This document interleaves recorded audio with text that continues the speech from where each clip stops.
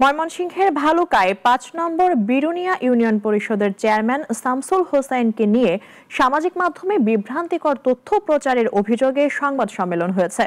বুধবার স্থানীয় একটি রেস্টুরেন্টে অনুষ্ঠিত সংবাদ সম্মেলনে শামসুল হোসাইন অভিযোগ করেন, সাম্প্রতিক সময়ে ফেসবুক ও কিছু অনলাইন গণমাধ্যমে তার বিরুদ্ধে মিথ্যা ও বানোয়াট তথ্য প্রচার করা হচ্ছে, যা সম্পূর্ণ ভিত্তিহীন এবং উদ্দেশ্যমূলক।